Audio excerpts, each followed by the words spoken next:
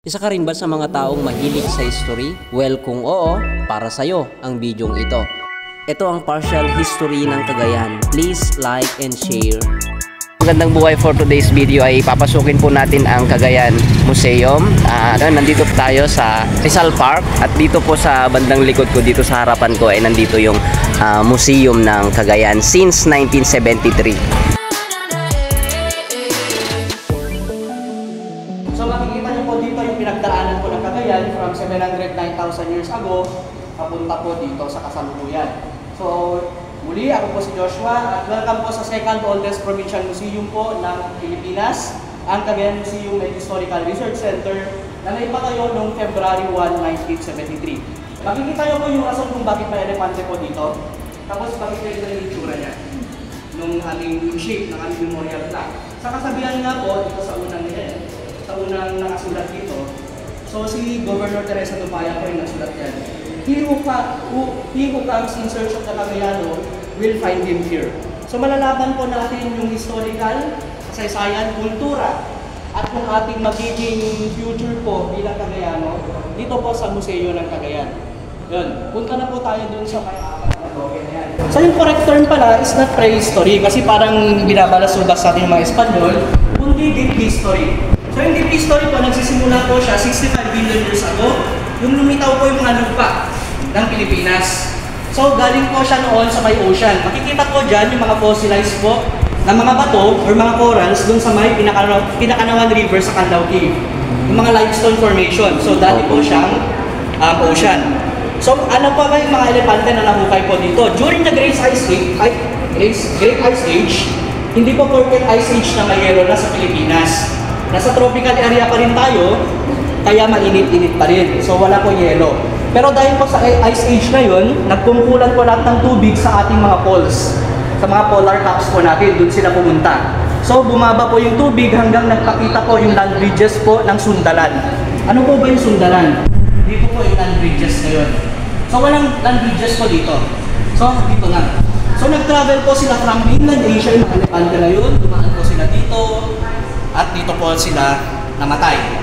So bakit po, alam niyo ba yung mga elepante na ito ay hindi po kasing laki ng mga Asian elephants po ng Thailand? Kundi parang kalabaw lang po sila. So maliliit lang po sila. Yun po yung tawag na island adaptation sa evolutionary tree po natin.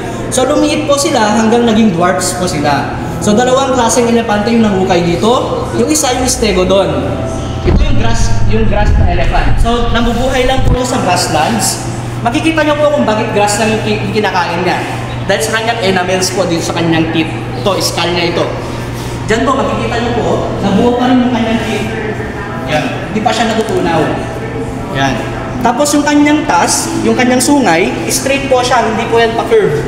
Indicating na wala po siyang nababanggang mga puno. Unlike po sa mga elephants, yung isa rin, yung pangalawa na species, yung mga elephants po, yung mga sungay po nila pa-curve. Kaya yun po yung rason kung nasa forest po sila kasi tinutumba nila yung mga puno. Yun. So ito po, adult na stegodon, hindi pa ganyan alam yung kanyang species, pero stegodon siya, nahukay po siya sa Solana at yun po, na-feature din to sa mga KMJS. So, kinonfiscate kasi namin to kasi isa po siyang private fossil hunter. So, bawal po magbungkal ng lupa dito sa Pilipinas. So, bawal na bawal yan. Dapat po may archaeologist tayo at isang paleontologist. Tapos may permit pa tayo sa National Museum. Yun. So ito confiscated po. Ito yung tansya niya, 1 million years old hanggang 40,000 years old. Yun. Punta na tayo ulit dito. Yun. Yung elephants naman, hindi kasi nabuka yung kanyang ganyan, yung kanyang bungo, yung kanyang skull. Pero ito yung mga nakikita yung partes niya. Yan. Ito yung elephants SP, hindi rin alam kung anong species siya. Meron isa po siya, belong po siya sa genus ng elephants. Elephants. Yan. Marami rin po kayo sa Maitwaw. Katulad po ng Luzon Giant Tortoise, yung malalaking pagong. Kasing laki niya po yung isang tao. Oh. Yun. So, yun po yung mga aquatic aquatic animals po, yun po yung mga giants noon. Yung mga land mammals, maliliit po sila. Tapos may megalodon rin tayo nahukay sa Gataran, 1970s. At isa pong suwid. Ano yung suwid? So, baboy ramo siya. So ito po yung baboy ramo na yun. So kung nakakita na kayo ng normal na baboy ramo, yung existing ngayon, 8 times to 3 times larger po siya na baboy. Yun, tapos malalaki yung kanyang sungay. Oo. So yun po, mga demon pig yung tawagin. At yung pinaka-historically significant is the rhinoceros. Ito po. So ito po, dito magsisimula yung kwento po ng humankind dahil sa kanya.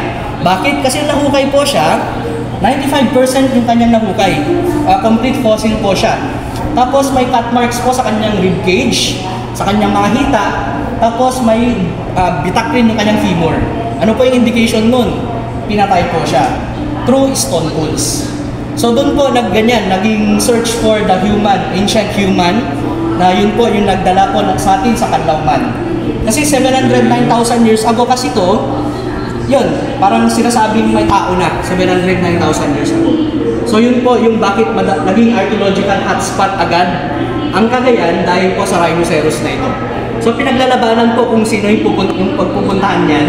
Kasi sa boundary po mismo ng Apayao, Rizal at Cagayan, nahukay po yung rhinoceros na yan. So sakto pa sa tatlong teritoryo. So naglalabanan po sila ngayon.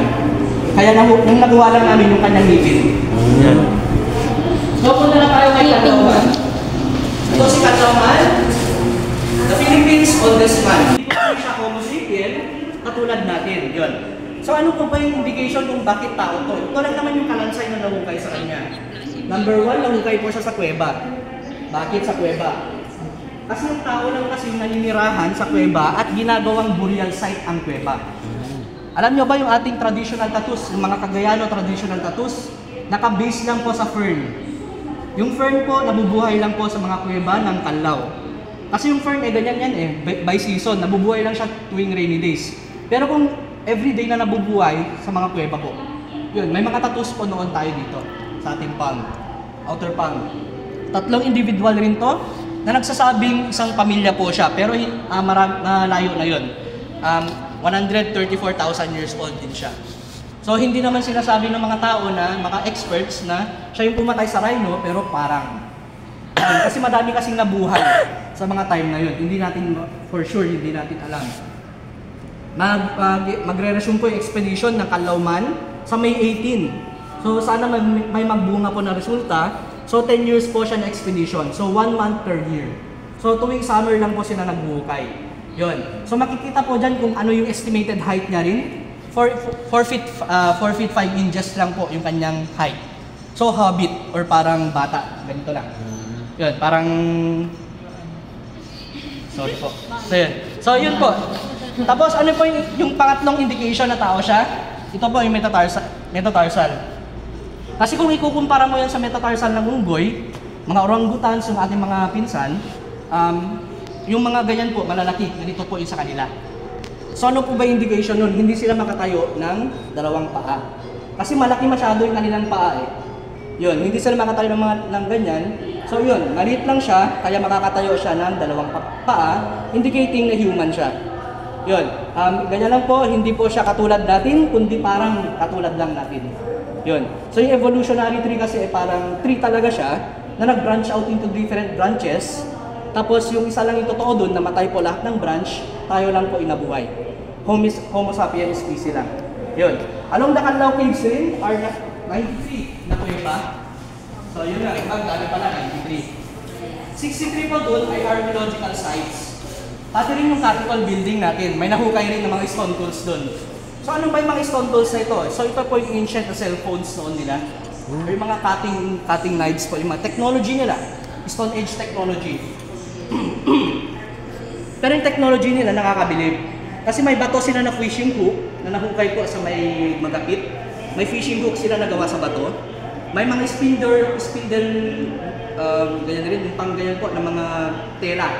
Yun, bato rin. Tapos itong mga knives nila, pangkatay po nila, very sophisticated rin. Yung una po, tinatawag po yan na hammerstone. So yung hammerstone na yan, yan po yung pangbitak ng femur or yung mga pata. Para po ma-access yung kanyang, yun, pata. Parang sinusupsok, parang bulalo.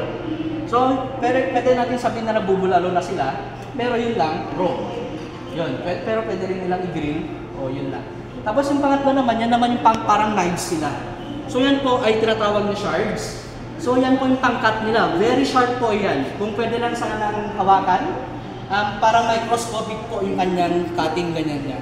So, pwede siyang kunin po from obsidian stone. The most, ganyan po na stone, yung pinaka-rare na black na stone. Na kung babasagin mo, super sharp. Atomic po yung kanyang sharpness. Yun. Pangatlo naman ay ito, mga hand axe kung tawag. So ito naman yung pangpatay nila. Pwede nilang itali ito sa mga ganyan, stick, para humaba yung ganyan nila. Tapos yun, pangpatay lang nila ito.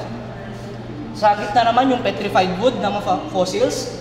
So hindi lang po siya wood, kundi stone na siya. So na-fossilize na po siya. 10,000 years po yung kailangan nagugulin para maging stone siya. So this one is mga 15 to 10 kilograms, 7 and 5. So mabibigat po yan, literal na bato na sila. Opo. So yung largest po na petrified wood, makukuha po siya sa Solana. Hindi pa kasi siya nakukay kasi 4 meters siya. Tapos yung estimated weight niya is 2,000 kilograms. So nasa bangin pa siya, mahirap na kunin yung ganun. Kung i-crane mo, pwede mabasag. Yun. So punta na tayo doon sa Age of Civilization. So yung Age of Civilization, nag-start po siya 8,000 years ago. Nung nakuha na po nila kung paano magtanim ng palay. So nag-shift po from Stone Age to the Farming Age or Agricultural Age. So from Taiwan, doon po nila na-perfect po yung water-based agriculture. From Taiwan, dumami po yung population nila. Population boom kasi kumakain na sila eh. Hindi sila nag-hunting ng mga pagkain. So yun na. Tapos dumami yung populasyon nila, nag-travel sila through the seas hanggang sa Cagayan. Tapos buong Pilipinas. Tapos buong Southeast Asia, yung iba po pumunta sa Madagascar. Yung iba naman napunta po sa may isla po ng Pacific. So, bakit kayo nagtatanong? Bakit hindi nyo tinatanong sa ating sarili na parang kamukha natin si Dwayne The Rock Johnson? Hindi nyo ba natanong sa sarili nyo yun? Tapos parang kahuwig ko yung salita ng mga taga-Hawaii natin.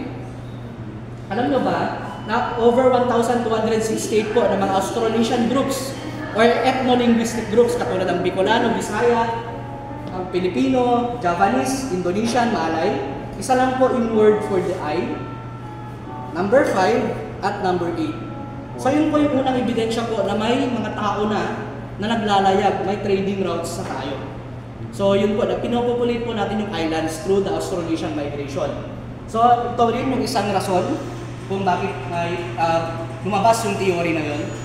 So itong burial jar tradition, pinapractice lang dapat siya sa Taiwan.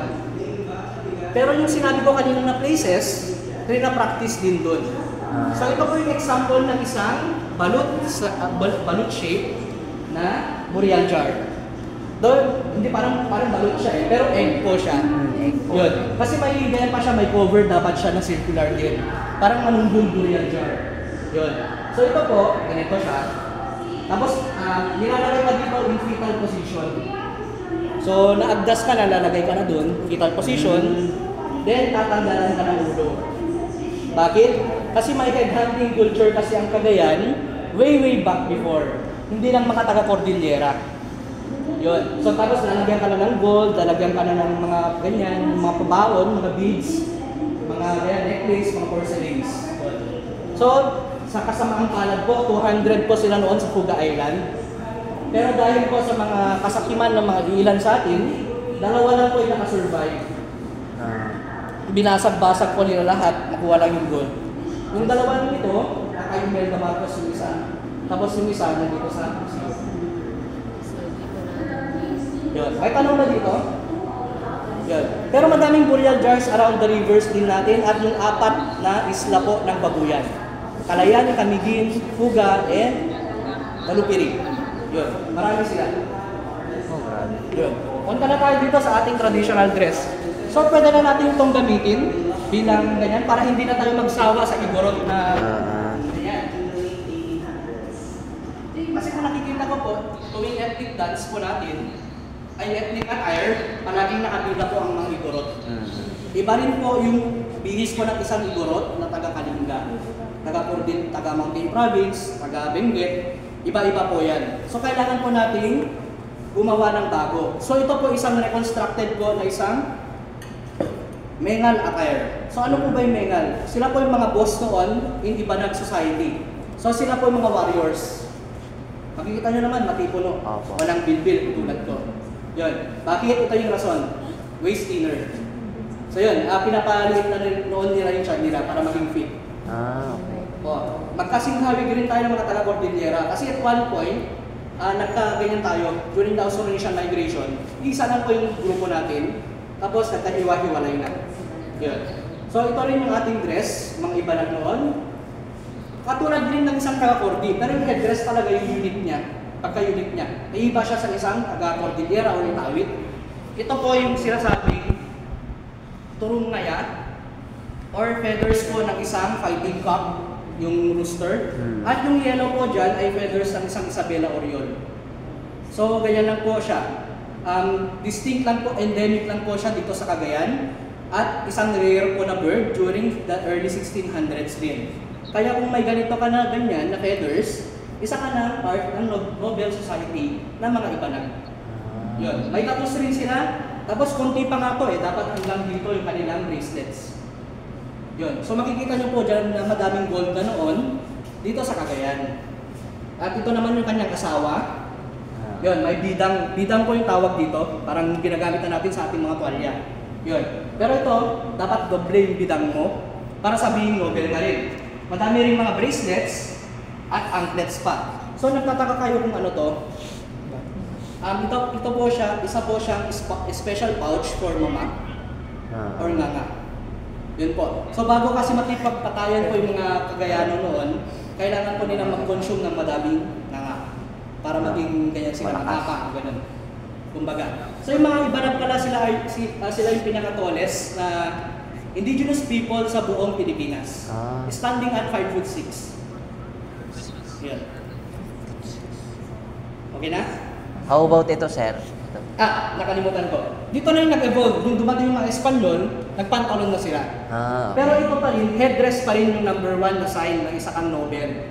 So kung may ganyan ka na, yung ganyan mo, salakot, hindi lang ordinaryo dapat yung salakot mo kung mayaman ka Dapat may silver engravings rin. Ito yung sign na mayaman ka talaga. Yung salakot mo may silver.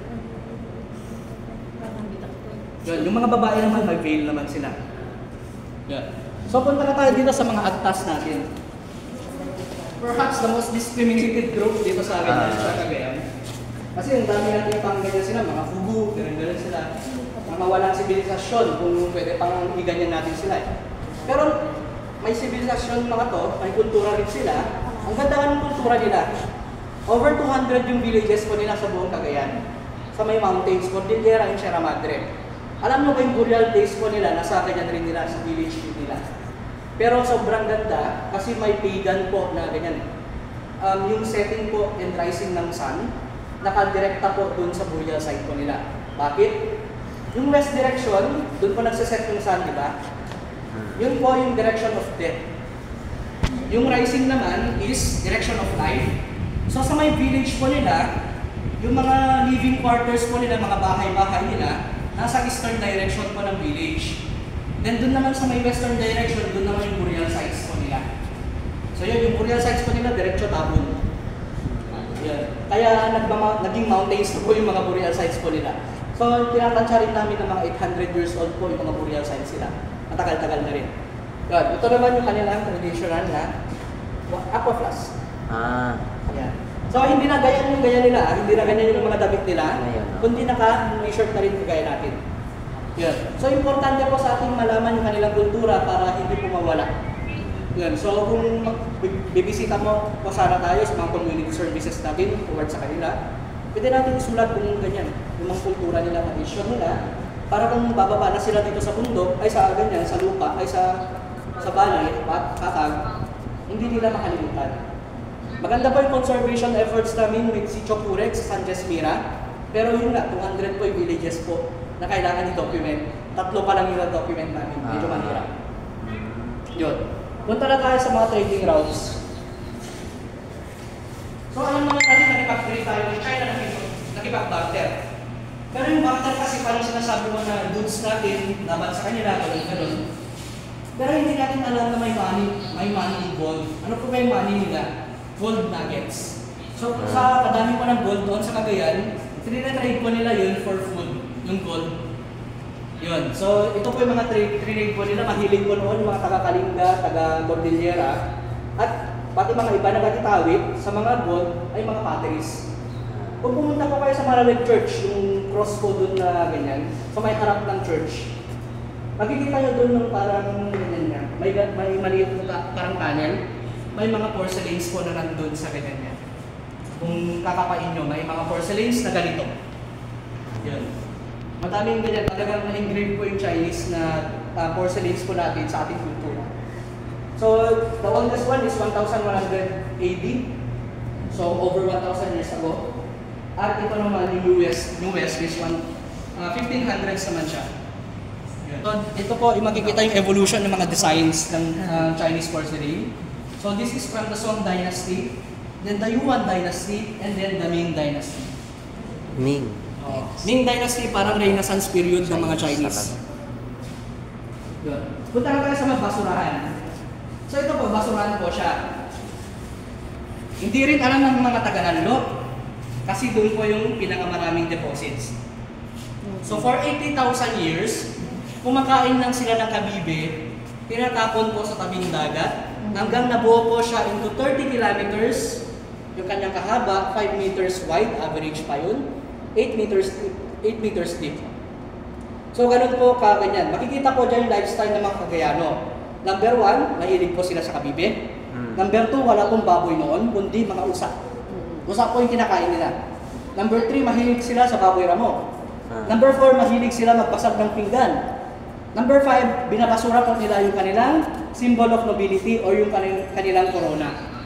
So this one is Nakamaranan Medallion, na ngayon ay simbolo po ng Cagayan bilang symbol po siya ng nobility and bravery. So kung makikita niyo po, yun, nakaagaw na Cagayan Celebration t-shirt ako. Di ba may Kamaranan shape po? Parang yung nandun rin, memorial plaque namin. So ganun po ganyan na po ngayon yung simbolo ng Cagayan. So ginagamit lang po siya ng mengal para maging kamaranan, para siya na po yung head ng ili or head ng community. Yun, so parang corona lang. Pang-apat naman ay yung last, tayo po yung first farmers ng Pilipinas. Bakit? Kasi top 5 po ng oldest rice fossils matatagpuan po sa Cagayan. Number 1 is the Andarayan site in Solana. Number 2 is sa may Magapit, Asian Maidens, yung nandito. Number 3, Magapit din. Number 4, Magapit din. Number 5, Magapit din. So, yung Magapit na word also derived from ani, which means to harvest. Magapit, agapit. Agapit. So, yung research ko po is Magapet naman. Ancient word po siya na ginagamit po yung stars bilang kalendaryo para mag-sign po kung kailan sila magtatanim ng kanilang palay. So yun yung research ko, yung Magapet constellation. Yung Rosario po yun na ganyan, na star.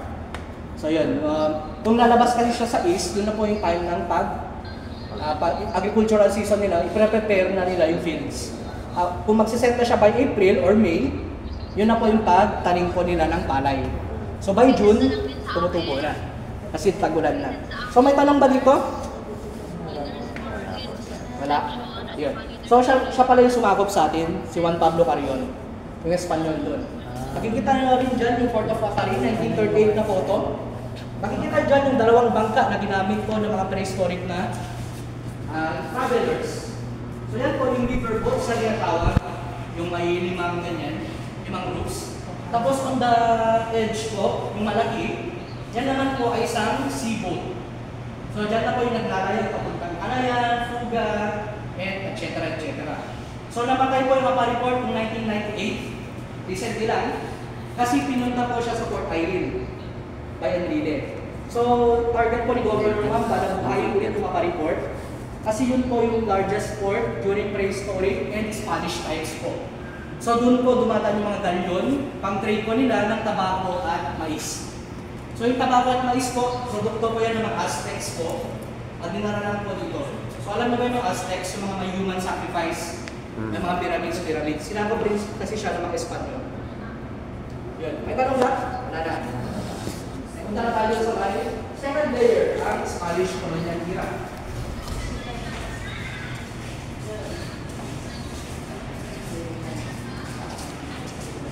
Makikita nyo dyan sa may isang estatwa po dyan. That one is a mixture of the ulul or yung anito at isang santo. Yun, makikita nyo po yung kanyang ganyan figure. Yan po, tuwing may malas po sa isang taon, nilulublob po siya sa dugo. Makikita nyo dun sa taas kung nalabas po. Yan, dyan pa rin yung kanyang bars. Sharp niya yan agad na. So dito yung ganyan noon, yung mga, dito na part, dito sa left wing, dito yung kulungan. Yung bahay yung bola itawid. Isa po siya itawid style of architecture. Bakit? Iba po kasi yung kanyang skills, hindi lang siya straight, kundi pa curve. Tapos yung kanilang mga bintana at mga pintuan, dapat nakadirekta lang po sa may eastern direction. Ganun po yung itawid style of architecture. Papasok kami ng bagong exhibit. Pero ito na po yung natira, yung exhibit po ni Sir Lucian Agyag Jr. Yan. So pwede po kami pumunta sa May 2, may bago po kami exhibit. Pini-feature din namin yung isang local artist po ng Tugigaraw. Anong oras yun, sir? Kung ganyan po, kung Mondays to Fridays po, 8 to 5 po kami. Kung weekends, 9 to 4. Uy, huwag mong hawakan na. One of our most brilliant po na local artist po sa Cagayan. Personal collection niya to, kaya may bumili nga na attorney na 1.2 million. Who? Yung 4 na bata dyan, hindi niya pinayan, hindi niya binigay pa rin. Yung akong senador. Huwag mong hawakan na. No, don't touch Baka. it. Mostly mga paintings ito for poverty na rin. Pero ito kasi abstract, so hindi natin malalaman unless Oo nga po. Kasi parang Kung anong ibig sabihin niya. Oo. Isang mapa. Mapa Oo. ng ano. Pero wala Isang namang mapa. ihul na sa mapa. Depende sa ating kung ginawa. Saan siya, kung anong ibig sabihin. May nagtanong lang kung rotonda po yan sa may pansan. Parang Tugigaraw yata. Pero wala eh. Walang rotonda. Isa lang yung rotonda natin. Maganda. Meron lang yung sa Hindi mo sigurado kung mapayag mo.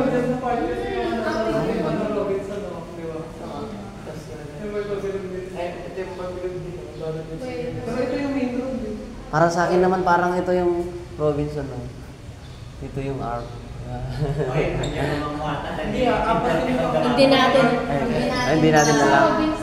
Yun yung maganda sa art. Napapaisip ka talaga kahit hindi mo dapat pag-isipan. Yun, okay na? Okay na po. Nandun ka sa courtyard, makikita ko yung entrance ng Tierra. Ito po din parang walls lang. Yan po yung mga yung pinagbabarilan po nila. Kasi noong 1945, during the liberation, talagang binomba po to ng todong-todo. Makikita naman po dyan yung mga malalaking tapal ng semento para lang mapagtakpan po yung mga nabomba na parts. Tapos sa katedral, doon kasi nagtago yung mga Hapon noon, so binomba rin yun. So 40% po ng katedral, wasak. So na-rebuild lang po siya 1948. Yan. So makikita po yung mga new bricks niya. So dito po yung mga courtyard noon ng mga, wala pang ganyan, walang fountain. So dito po nagtatambay noon yung mga preso. O dito yung kanilang mga preso, kulungan, dito naman yung kanilang kitchen. So dito po na-convert na po yung into offices, may libraries na rin kami. Tapos yan, storage po.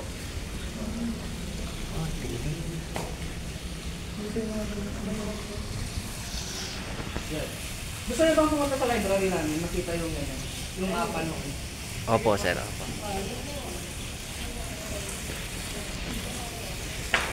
So yung pangalawa naman is Shakundi.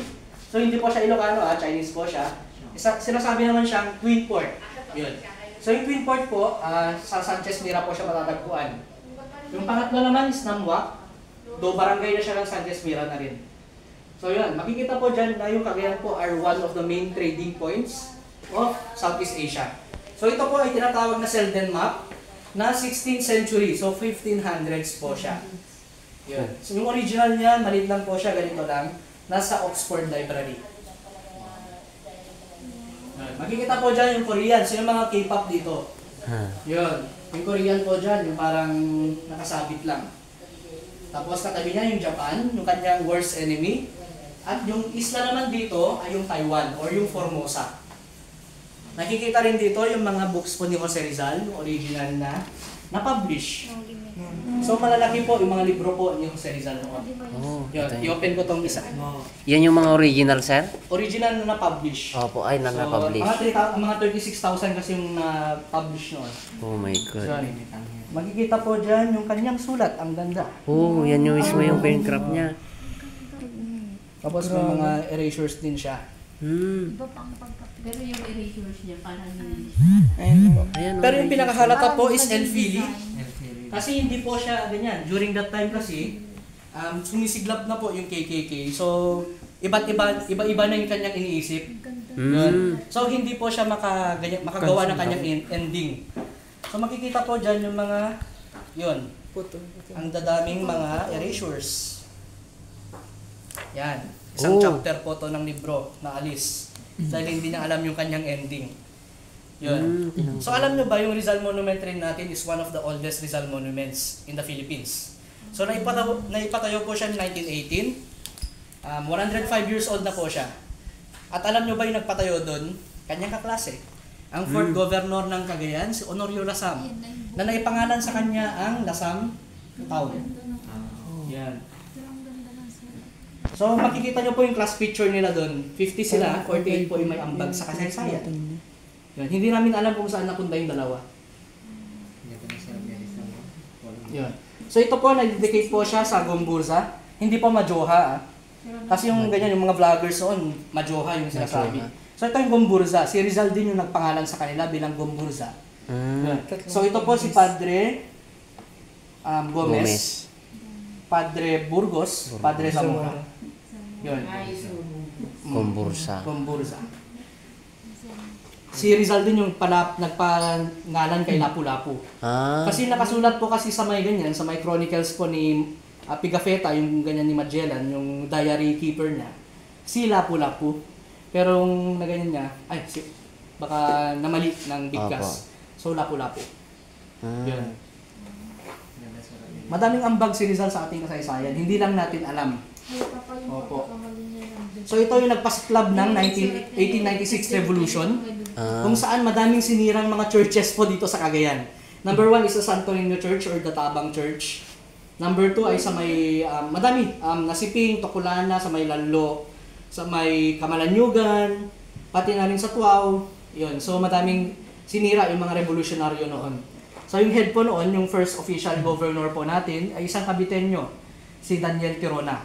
Yung kalaban po ni Andres Bonifacio sa Tejeros Convention, kung saan po siya binitay. Yan. Rakit. May ganyan rin kami. Inuwi ko to sa Mindanao, isang meteorite. So, partner rin kasi ako ng isang NGO ng Science Connect. So, we bring science more to the youth through ganyan po, funways, ganun.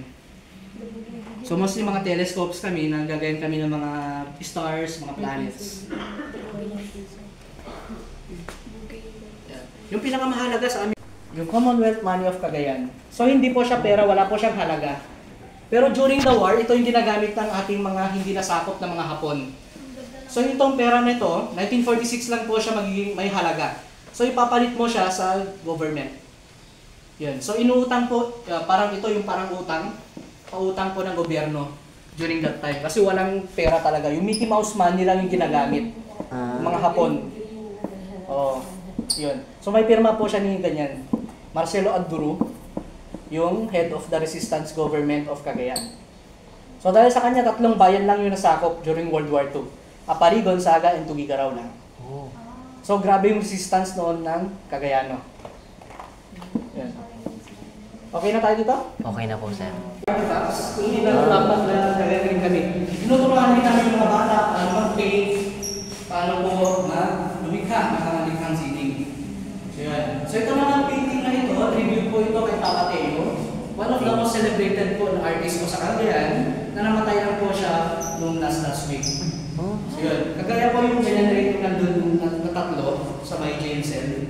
So yun po, tribute po namin yun kay Papa Teo. So hindi lang po bata to kundi professional artist ito.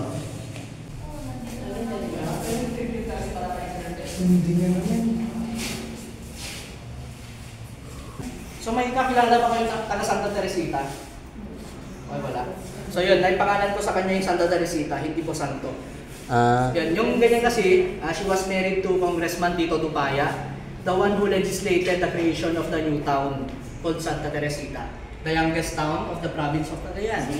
Yun. So sino to? Si Teresa Dupaya po siya, Apari born rin siya. So ganyan talaga yung mga taga-Apari. So, ganyan po siya, nanungkulan po siya ng 20 years bilang gobernador ng Cagayan during Magna Martial Law era. So makikita nyo po dyan, parang kamukha niya si Imelda Marcos. Yes. Best friend niya po si Imelda during that time. Nagtotong-hits pa nga sila sa may Cagayan, Canlaw Cave Resort. Yun po, nag-helicopter sila, punta sila doon sa Canlaw Cave Resort, sa ganyan. Ngayon ay National Museum of the Philippines, Cagayan. Yun. So, public school teacher po siya dati. Nayasawa po siya kay Tito Dupaya, isang prominente po na politiko. Kasi beauty queen siya noon eh. Tapos teacher pa, so yun. Naging gobernador po siya agad. Tapos hindi po siya matalo-talo sa election hanggang 20 years. So yun po yung, siya po yung pinaka-most influential na babae sa buong kasaysayan ng Cagayan. Yan. Sa kanila yung Dupaya cockpit, kung alam nyo. Tapos kung nakapunta po ay si ma'am, kung alam nyo po may sinahan po noon sa Parin. Ay wala, hindi ba po ako? Hindi ako paano nakapunta na sa Ayun Parin. po. Isa hanggang sa ano lang ako Baggao pa lang. So madami kasi mga businesses po siya. Tapos after the martial law, after the Marcos dictatorship, nawala po lahat ng kayamanan niya. Napatay po siya noong 2005, dirt poor. So kailangan pa mag-donate ng gobyerno ng Cagayan para sa kanyang coffin at damit na himlay. So talagang dirt poor, from riches to rags talaga. Literal. Yun. So ano po ba yung kanyang ambag sa kasaysayan ng Cagayan? Number 1 is yung Cagayan Museum. Number 2 yung chapel po sa Canlaw Cave. Yun. Sa kanya may pasimuno doon. Opo, 1971. At ito po, yung iba na cultural show na naipresent sa Philippine Cultural Center of the Philippines sa may Pasay. Yun. So doon po nalaman ng mga taga Maynila na may Cagayano pala, may kultura po tayo, hindi lang tayo nakabahago at walang kuryente. Yun. Yan, makikita nyo po, nagkaka-celebrate lang namin yung 50 years namin. So i-invite ko rin sa aming 51st anniversary ng Cagayan Museum dito po. Malalaman nyo rin po yung mga kultura ng Cagayan na hindi pa natin hindi pa nalalaman ng iba. So yun, mag-represent po kami ng mga documentaries, mga reports, pati na rin yung aming mga research papers tungkol po sa history and culture of Cagayan. Yun. So po, August 15 hanggang August 18, so 3-day conference po siya tungkol sa kultura ng Cagayan. Yun. I-present ko naman dyan yung aking latest research, yung Magaped, yung star constellations po natin. Punta lang tayo dito. So yung anak, ano po ba yung anak? Hindi po yung anak na sanggol or yung baby, o yung para sa atin lang. So ito po, nag-stand po siya sa 4 na miyembro ng Cagayan Provincial Board. Kasi ilan lang po noon yung Cagayan Provincial Board. So yun po yung first yung governor, si Governor Arans, may pangalan sa kanyang Coliseum, Sports Complex. Number 2 si Navarro, board member Navarro. Number 3, board member Avena. Number 4, former Governor Antonio Carag. So yun nga, provincial board tapos may former governor pa na nagkikidesisyon sa ating probinsya. So ano po ba yung indication ng 4 na ito? So these were Japanese collaborators. I don't want to dismiss them, but they were traitors to the country during the war. Itong 4 na to, sila po yung gustong ipapatay po ni Governor Marcelo Anduru with the approval of Sergio Osmeña, the acting president during that time.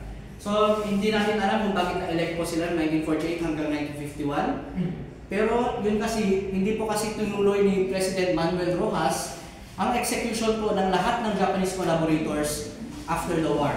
So yun po, kaya galit na galit po si Jose P. Laurel, the number 1 collaborator, kasi gusto niya pong mamatay na may dignidad. Yun. So yun po. Makikita po dyan yung seal po ng Amerika. Ito, yung American seal. Yan, tapos yung Laurel Leaves, gano'n. Ang galing mo, lapat ng kakain. Pwede ka mag-picture dito.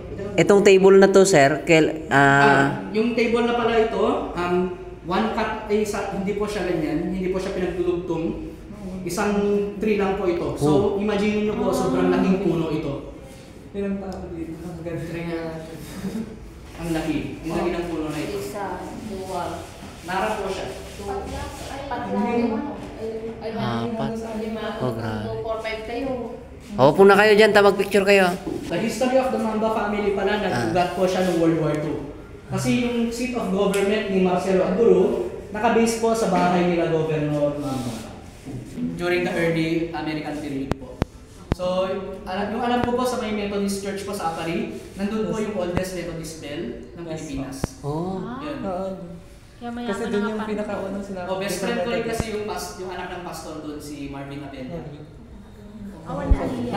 Nag-start po yung Spanish era noong 1581 during the arrival of Juan Pablo Carrion. So hindi po nila alam na may Cagayan noon kasi yung nasasakop pa lang nila is Pampanga down to Mindanao. So nung nalaman po nila na may Japanese settlements po sa isla ng Luzon, pumunta po sila agad dito.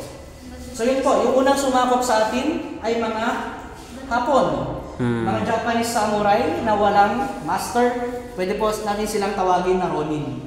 So yung mga Ronin na yun, nililid po siya ni Taifusa at pinatay po siya ni Juan Pablo Carrion sa may port of Camalanyugan. So doon po nagkaroon ng isang naval battle between the Japanese and the Spanish. So mga 200 na people po yung dala ni Carrion laban sa 300 po ni Taifusa. So kasi Taifusa kasi kakala lang kasi ng kanilang hawak tapos mga maliit po ng mga baril, mga muskets kung tawagin. So automatic patay silang lahat kasi may kanyon siya eh. So yun po, at doon niya po establish po, nagpa-further away from the river po siya, napunta sa Lanlo, doon na siya nag-establish ng 4th oldest municipality or 4th oldest city, ang Nueva Segovia. So yung Nueva Segovia po, nalipat na po siya sa may Vigan noong 1820. Kasi during the Japanese Edo period, yung malakas po yung mga samurai, mga may shogun na, nag-close po yung borders ng Japan. So walang foreign trade involving Japan. So wala nang economic ganyan po ang Cagayan. Kasi yung Cagayan, katrade po niyan natin yung mga taga-Taiwan at Japan. Tapos sa Vigan naman, katrade niya naman yung Chinese sa may Macau. So yun po, nawalan po tayo ng katrade, so wala nang visa yung Cagayan, so nalipat po siya sa Vigan. Kaya yung Vigan po yung naging city by history. Yan. So makikita po dyan yung mga treasures po ng mga dinala dito ng mga Jesuits at mga Dominicans. Ito po yung isang example po ng isang wooden retablo. Yun, yung altar. Itong altar na to, kung sisinagan mo siya ng isang UV light, may mga red, green, at white paint po siya. So kung baga colorful po siya, hindi po siya bland na brown. Yun, nahukay po siya sa May Tuaw Church. Nung lumindol kasi, nagiba po na wara. So yung Spanish building na lang doon ay yung malaking bell house doon. Pero 2 floors na lang. Pero naman yung 4 na palapag po yun, yung lighthouse, ay yung church bell. Yun. Makikita rin po dyan yung humeral veil po namin. Nagawa po sa gold. One of the signs po na maraming gold talaga sa Cagayan. Yung mga kumikinang po dyan, gold po siya, 12 carats only. Gold. Yun. Isang baptism po naman siya. Nagawa po sa bato. Yun. At yun naman ay yung pulpito kung tawagin. So yung pulpito, nakalocate po siya sa may side ng isang church. Kasi yung architecture po ng isang church, walang mikropono noon, di ba? Walang speaker. Kung magsasalita ka lang nasa elevated position, maririnig ka. So yun po. So may hagdan talaga siya originally, tapos nakalocate po siya sa may taas. Sa may left side ng church. So yan yung pulpito nila ng... Opo. Sa may nagtarang po siya ng uba. So yung church naman na yan, yung cathedral. Hindi yung Sobrang sakta po yung nangyari po sa gumawa yan. So si Father Antonio Lobato yung gumawa yung Tuiga Cathedral, nakalibing po siya sa may side niya. Na ngayon ay hindi po alam ng mga tao yung kanyang historical significance. Kasi may mga sementeryo kasi doon siya nakalibing, binungkal po nila, nagpatayo po sila ng tennis court. Yun yung pangis na hindi po natin alam ng ating kultura at history. Yun. So binungkal po nila naging tennis court na yung kanyang libingan. Hindi po namin alam kung nandun pa rin siya, pero kung nandun nga siya, may he rest in peace.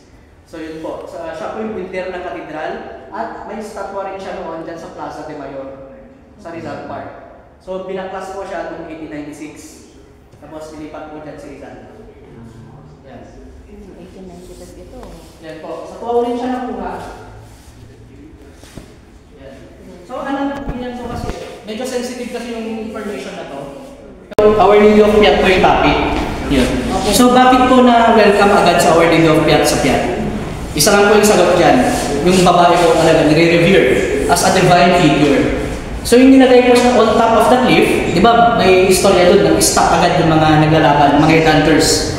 So yun kasi yung kultura kasi natin noon, kung may makasaksi po kasi ng isang babae, makasaksi po ng patayan, malas po yun. So bigla silang mag-i-stop talaga.